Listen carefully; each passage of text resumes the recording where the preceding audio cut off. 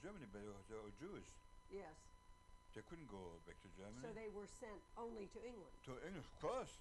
To Germany, they couldn't go back because, as I said before, we were all on the same group.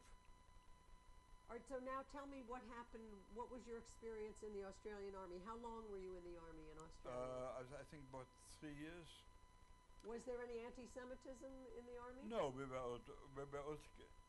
one group. Oh, no, there wasn't. So the people in charge of you didn't show any anti-Semitism? They were also Jews. Oh. They were also Jews. They were Australian Jews? Yeah, they were German Jews. Most of the boat people were German Jews. And so they put German Jews in charge of you? Yeah, German Jews was on the front of the boat, and the Italians and yes. Germans, Nazis were in the back of the boat. But we were in the hull. All right, but now I'm talking about in the Australian Army.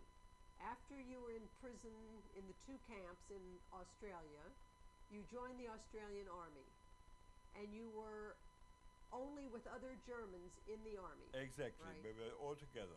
And the officers overseeing German you Jews. were German Jews. Right. And what was your job besides unloading transport? Anything else? That was the most occupation. That was unloading store work. Most of the stores, stacking boxes and. Now, were the Australian forces at that time going overseas? Yes, they were to Tobruk. They went to Tobruk at that time. Yes.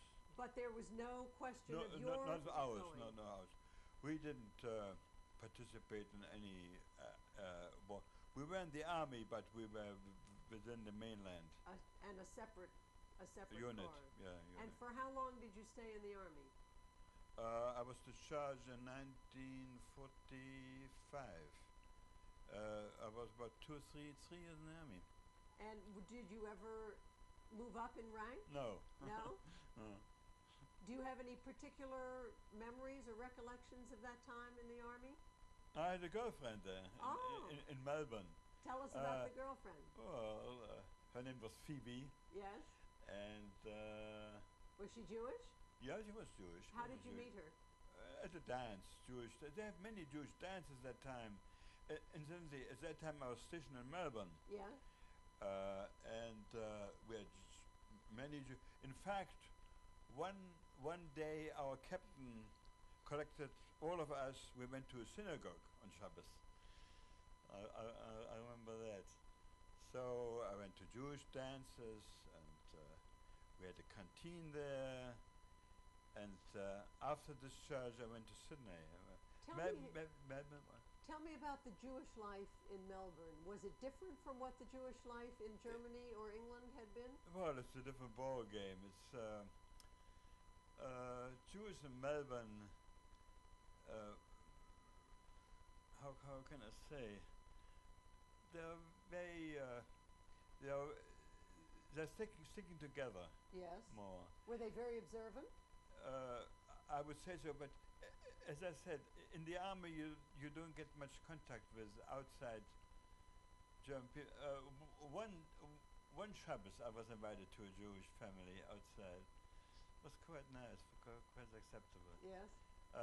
But being in the army, except being on leave, you don't have contact with many. All right, now, when you were in the army with all these other German Jews, did they celebrate Shabbos and the holidays? No, we had a pass for Jewish holidays, Rosh Hashanah and Yom Kippur. Yes. Yes. But there was no particular Jewish life within the army? No, no Jewish life. And were there any rabbis among you, any Jewish leaders? I think once we saw a rabbi, not often. He came around, said hello to us. So your Judaism was not really an important part of your life? No, not an important part. In Australia. And how about when you went to Sydney? Were you still in the army then? No, they discharged me in Melbourne. And I went to Sydney. Yeah. And I lived with my best friend from Halle. He had a business. He had a business in Sydney. Now, how did you reconnect with him? When did you first find him again? He wrote to me I remember he wrote to me in the internment camp. In Australia? Yeah. in Australia. So had he also been in England? Was he part of the Kinder No, transport? no, he was not part of Kingston. He had a different. He came to Australia before me. I see. He was here all the time. And so you found out. Now you never heard from your parents again. Never. That was the end of it. And how did you find your old friend from Halle? How did you discover him? I don't remember. Yes, he had a son. He had a son living here, and for some reason or other, he wrote to me, or I was connected somehow. So you went to live with him in Sydney. Yeah, Sydney. And what did you do there? I went into the fur manufacturing business. And I worked in a fur factory making rabbit coats and mink stoles and all that stuff. And Did they wear I those? worked there as a trainee, and it was paid by the army at that time, by the Australian government, to have people go back to civil life, you know. And for how long did you do that? I thought it was 2 years. Now, did you have contacts with the Jewish community in Sydney? No, I did not. No, so No. that was just not an important part of your life. And were you aware of the Jewish community in Yes, Sydney? I was. Once a year, I went to Rosh Hashanah Yom Kippur to the synagogue there. The town hall, they have a service in the town hall. So Yes. I went to service there. Was it a very active Jewish community? I think it was. I remember the rabbi Sänger. Singer. Sänger. Zanger. Sänger. Zanger. And were you aware of anti-Semitism? No, In no. Australia at There, that time? there were less Jews there than here. The business were mostly in Jewish hands, most of them, but there was very, very little anti-Semitism. How did they treat you as a German, never mind as a Jew? But how were you treated? By this time you spoke good English, but people were aware you were German?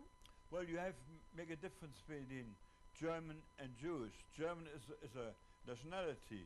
Jews is a religion. They don't compare it. No, I but mean, they may not have known you were Jewish, but they knew you were German. it never came up. It didn't come up. It never came up because the people I worked for were also Jews. And so you didn't really associate with No, any people I did who not. were No, not. I did not. And so how long did you stay in Australia? Until 1954, I immigrated to the United States. What made you decide to leave Australia? I had an uncle at that time. He now died. I come under the German quota system, and at that time, since I was in Australia, I had a chance to come to America. Did you have a choice of America or any place else, or you? No, I applied the German Yes. quota system to America. What was it? Was there anything besides your uncle that made you want to leave My Australia? aunt, my uncle and my aunt. So it was- I have a cousin here. I He comes see. from South Africa. At that time he's still alive, but his wife died. He lives in Forest Hills in New York. I see. So you came because you had family here. The only family I had. That's what I was going to ask Yeah, you. That yeah, was yeah. the only family. Yeah, They had come to America before the war? much before. I Yes, see. much before. I see. Did they ever try to get your parents out? Yes, they tried, but they were unsuccessful under the quota system, because he was rejected of his eyes. Yes, Otherwise, I could have saved them.